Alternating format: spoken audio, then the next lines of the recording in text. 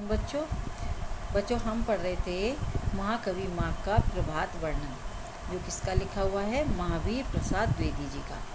तो बच्चों हम इसमें पढ़ रहे थे कि सूर्योदय और चंद्रोदय, यानी कि सूर्य का उदय होता है और चंद्रमा का अस्त होता है, अर्थात अंधकार समाप्त होता है और दिन निकलने वाला होता है। तो ये उस समय का इसमें वर्णन है कि तारों का समुदाय देखने में बहुत भला मालूम होता है। यह सत्य है। यह भी सच है कि भले आदमियों को न कष्ट ही देना चाहिए और न उनको उनके स्थान से च्युति करना हटाना ही चाहिए। यानी कि लेखक कहता है कि उस समय तारों की सुंदरता, यानी कि उनका समूह का समुदाय देखने में बहुत ही अच्छा मालूम होता था। और यह सच भी है कि जो भले आदमी होते हैं उनको कोई कष्ट देना नहीं चाहिए और ना ही उन्हें उनके स्थान से अलग करना अर्थात हटाना चाहिए। परंतु सूर्य का उदय अंधकार का नाश करने के लिए ही होता है, क्योंकि सूर्य का जब उदय होता है तो उसका उद्देश्य क्या होता है कि संपूर्ण अंधकार को नष्ट करना, अंधकार का नाश करना। तो अब अगर अंधकार का नाश होगा तो उसके साथ साथ तारों को भी वहाँ से हटना पड़ेगा। और तारों की श्रीवृद्धि अंधकार ही की बदौलत है। श्रीवृद्धि यानी कि जब तारे कब दिखते हैं, जब अंधकार होता है, और अंधकार के कारण ही तारे दिखाई देते हैं। इसी से लाचार होकर सूर्य को अंधकार के साथ ही तारों का भी विनाश करना पड़ा। यद्यपि चंद्रमा का तो अस्त हो चुका और तारे भी अंधकार के कारण दिखाई देते हैं, लेकिन सूर्य को अंधकार, क्योंकि उसे नष्ट करना था, तो जब सूर्य को अंधकार नष्ट करना है, उसी अंधकार के साथ साथ ही उसे तारों का भी नाश करना पड़ता है। उसे उनको भी ज़बरदस्ती निकाल बाहर करना पड़ा। बात यह है कि शत्रु की बदौलत ही जिन लोगों की संपत्ति और प्रभुता प्राप्त होती है उनको भी मार भगाना पड़ता है। तो बच्चों इसमें कि सूर्योदय के समय दो कार्य एक साथ होते हैं, एक ओर तो अंधकार समाप्त होता है और दूसरी ओर तारे छिपने लगते हैं। तो अंधकार के साथ साथ सूर्य तारों को भी आकाश से बाहर करता है। ऐसा क्यों होता है? तो इस प्रश्न का उत्तर देते हुए कवि कहता है, लेखक ने कहा है कि अंधकार को नष्ट करने के बाद सूर्य के द्वारा जो तारों का नाश करना पड़ता है, जो उन्हें भगाना पड़ता है, और जिस तरह से क्या होता है कि जैसे ये एक राजनीति का सिद्धांत है कि अंधकार बड़ा शत्रु है। इसमें मतलब शत्रु की बदौलत, यानी कि अंधकार, शत्रु कौन है यहाँ पर? अंधकार है। और तो उन्हीं लोगों की संपत्ति और प्रभुता, अर्थात कि जो सूर्य वो सबसे पहले उनकी संपत्ति और उसकी प्रभुता को ही नष्ट करता है। यानी कि शत्रु यहाँ पर अंधकार को कहा गया है, तो सबसे पहले सूर्य उसी को मार भगाता है। शत्रु के साथ ही उनका भी विनाश साधन करना पड़ता है, क्योंकि तारों को भी उसे साथ के साथ मारना पड़ता है। यदि उनके साथ नहीं करेगा तो न करने से भय का कारण बना ही रहता है। राजनीति यही कहती है। जैसे राजनीति में होता है कि एक सिद्धांत है ये कि सर्वप्रथम पहले बड़े शत्रु को पराजित करने के लिए छोटे शत्रुओं को मारना पड़ता है, उसके बाद छोटे शत्रु को भी समाप्त कर दो, अर्थात कि बड़ों को भी समाप्त करो, और साथ साथ जो छोटे मोटे शत्रु रह जाते हैं उन्हें भी समाप्त कर दो।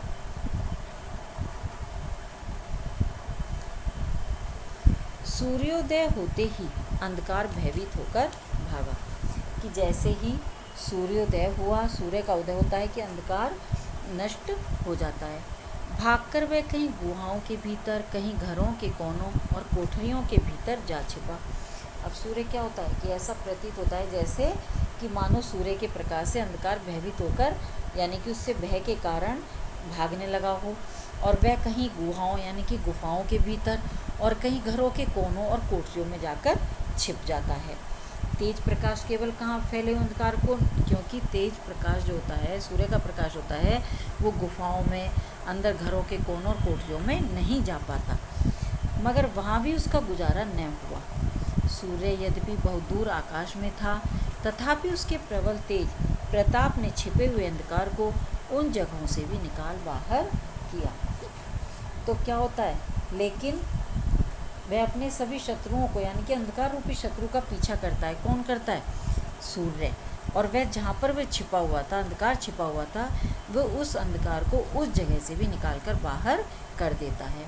निकाला ही नहीं अपितु उसका सर्वथा नाश भी कर दिया। बात यह है कि तेजस्वियों का कुछ स्वभाव ही ऐसा होता है बच्चों, ये बहुत अच्छा है यहाँ से, कि निश्चित स्थान में रहकर भी वे अपने प्रताप की धाक से दूर स्थित शत्रुओं का भी सर्वनाश कर डालते हैं। जैसे लेखक ने सूर्य के प्रकाश की तुलना किससे की है? तेजस्वी व्यक्तियों से करते हुए लेखक कहता है कि जब सूर्य आकाश में उदित होकर आकाश के अंधकार को ही नष्ट नहीं करता, अपितु क्या करता है? वह दूर छिपे हुए अंधकार को भी नष्ट कर डालता है। तो इसी प्रकार से कि जैसे तेजस्वी व्यक्तियों का स्वभाव ही ऐसा होता है कि वे अपने तेज और प्रताप के प्रभाव से आसपास की जो उनके अपने एक ही स्थान में रहकर अपने आसपास होने वाली बुराइयों को केवल नष्ट ही नहीं कर डालते, अपितु वे अपने दूर स्थित शत्रु रूपी बुराइयों को भी दूर कर देते हैं। अर्थात अपनी धाक से वे अपने शत्रुओं का सर्वनाश कर डालते हैं। तो बच्चों इसमें सूर्य के प्रकाश की तुलना किससे की गई? तेजस्वी व्यक्तियों के प्रताप से की गई, जो अत्यंत ही प्रभावपूर्ण है। सूर्य और चंद्रमा ये दोनों ही आकाश की दो आँखों के समान हैं। अब लेखक ने इसमें सूर्य और चंद्रमा को किसके समान माना है? जैसे दो आँखों के समान। किसकी? आकाश की। उनमें से एक सहज किरणात्मक मूर्तिधारी सूर्य ने ऊपर उठकर जब अशेष लोगों का अंधकार दूर कर दिया, तब वह खूब ही चमक उठा। कि उनमें तो 1000 किरणों वाला सूर्य जो अपनी सहज किरणों की चमक बिखेरते हुए आसमान में ऊपर उठता है, और जिसने समस्त लोगों का, सारे संसार का अंधकार दूर कर दिया, तब वह खूब ही चमक उठा। यानी कि वह अंधकार अपनी चमक बिखेरते हुए आसमान में ऊपर उठता है, तो उसके चमकने से उधर बेचारा चंद्रमा किरणहीन हो जाने से बहुत ही धूमिल हो गया। क्योंकि जब सूर्य चमक उठा तो चंद्रमा निस्तेज और किरणहीन होकर धूमिल हो गया और वह पश्चिम दिशा में जा पहुंचा। इस तरह आकाश की एक आँख तो खूब तेजस और दूसरी तेजोहीन हो गई। तो लेखक कहता है इस तरह से क्या होता है कि जैसे जो शक्तिशाली, जो तेजस्वी और वीर पुरुष के सामने एक सामान्य व्यक्ति प्रभावहीन हो जाता है, उसी प्रकार से तो लेखक कहता है कि आकाश की एक आँख तो खूब तेजस यानी कि सूर्य के रूप में, और दूसरी तेजोहीन यानी कि जिसने अपने तेज को खो दिया, तो वो किसके लिए है? चंद्रमा के लिए। अतएव ऐसा मालूम हुआ जैसे एक आँख प्रकाशवती और अंधी वाला आकाश काना हो गया। तो लेखक उसकी कल्पना करता है जैसे सूर्य और चंद्रमा मानो आकाश की दो आँखें हैं, तो एक आँख तो उसकी तेज युक्त है और दूसरी चंद्र रूपी आँख उसकी निस्तेज हो गई है। ऐसा प्रतीत होता है कि जैसे मानो आकाश में कानेपन का, यानी कि एक आँख तो प्रकाशवती और दूसरी अंधी वाला, यानी कि एक आँख से काना हो गया हो। तो बच्चों इसमें प्रकृति का मानवीकरण करते हुए लेखक ने सूर्य और चंद्रमा को आकाश की दो आँखों के रूप में वर्णित किया है।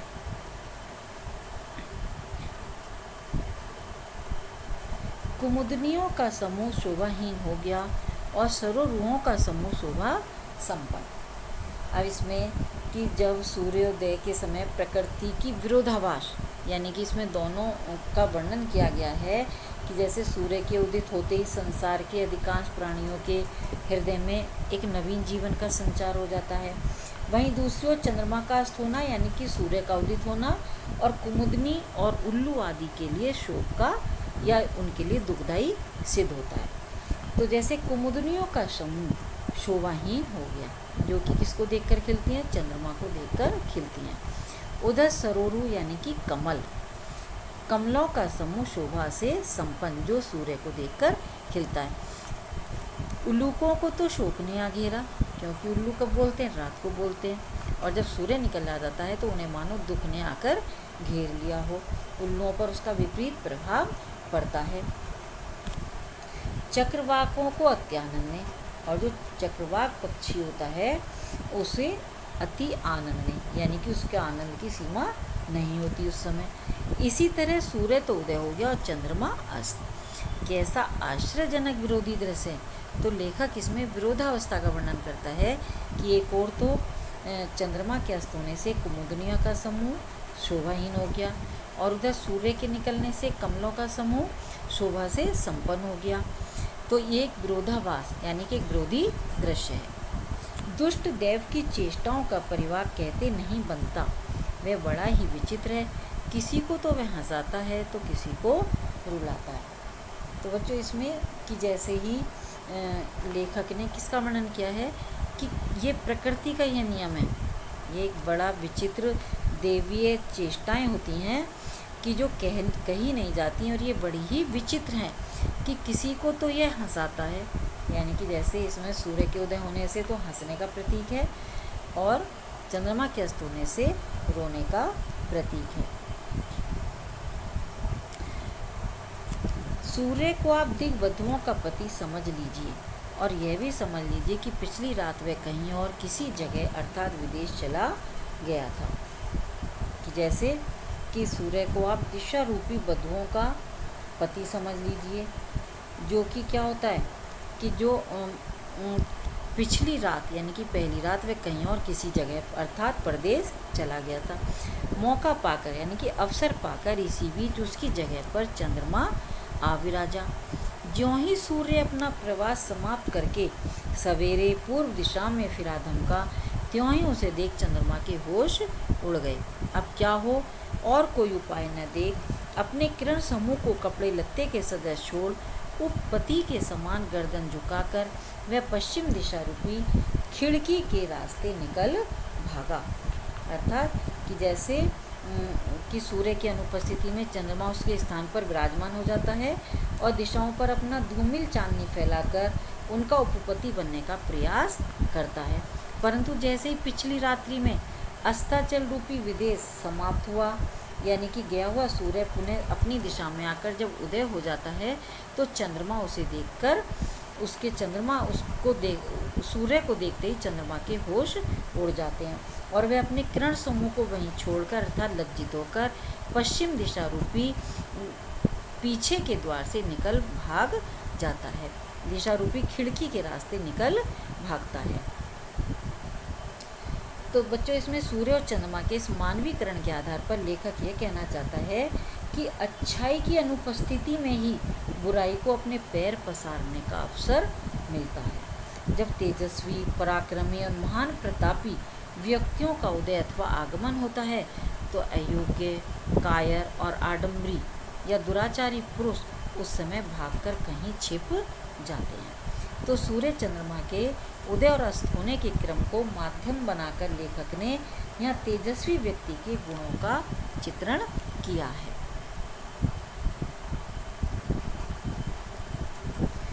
महामहिम भगवान मधुसूदन जिस समय कल्पांत में समस्त लोकों का प्रलय बात की बात में कर देते हैं, उस समय अपनी समधिक अनुरागवती यानी कि महामहिम भगवान मधुसूदन किन भगवान को बोला जाता है? विष्णु भगवान को या कृष्ण भगवान को बोला जाता है। तो इसमें क्या होता है कि सूर्य के उदय होते ही शत्रु, अंधकार, तारेगण, चंद्रमा सब कोई दिखाई नहीं देता। तो उस समय कुमुदनियों का समूह भी कांतिहीन हो जाता है। सूर्य अपने पूर्ण तेज के साथ आकाश में विराजने लगता है यानी कि चमकने लगता है। तो उसी समय मानो जैसे भगवान मधुसूदन जिस समय कल्पांत में यानी कि जब कल्पकांत होता है, जब प्रलय का समय होता है तो वे समस्त लोगों का यानी कि सारे संसार की प्रलय कर देते हैं। अचानक ही वे प्रलय कर देते हैं, बात की बात में कर देते हैं। उस समय अपने समधिक अनुरागवती श्री लक्ष्मी को धारण कर और जैसे चारों ओर जल ही जल दिखाई देता है, प्रलय काल में सृष्टि का कोई भी प्राणी जीवित नहीं रहता। तो उसी तरह से भगवान विष्णु अकेले ही अपनी प्रिय लक्ष्मी को धारण कर उनके साथ क्षीर सागर में अकेले ही जा विराजते हैं। उसी प्रकार से लेखक का कहना है कि दिन चढ़ आने पर महिमा में भगवान भास्कर भी उसी तरह एक क्षण में सारे तारालोक का संहार करके अपनी अतिशायनी श्री शोभा के सहित क्षीर सागर ही के समान आकाश में देखिए अब अकेले ही मौज कर रहे हैं। जैसे बच्चों मधुसूदन भगवान के लिए बोला है कि जैसे वो बात की बात वहीं चारों ओर प्रलय कर देते हैं, चारों ओर जल ही जल भर जाता है, और जब जल ही जल भर जाता है तो वे अपनी लक्ष्मी को लेकर क्षीर सागर में अकेले जा विराजते हैं। उसी प्रकार से दिन चढ़ाने पर, यानी कि जब दिन निकल जाता है तो महिमा में भगवान भास्कर यानी कि सूर्य उसी तरह से एक क्षण में सारे तारालोक का संहार करके अपनी श्री यानी कि अपने सौंदर्य के साथ, अपनी श्री के साथ क्षीर सागर ही के समान आकाश में देखिए अब ये अकेले ही मौज कर रहे हैं। तो बच्चों इसमें यहाँ सूर्य को भगवान विष्णु और सूर्य की आभा को यानी कि जो उनकी चमक आभा को लक्ष्मी और आकाश को क्षीर सागर के समान बताया गया है। तो लेखक ने बच्चों इस संपूर्ण दृश्य को पूरा बिंब हमारे समक्ष उपस्थित कर दिया। तो बच्चों आपको ये समझ में आ गया होगा। अगर कुछ समझ में नहीं आए तो मुझसे पूछ लेना। धन्यवाद।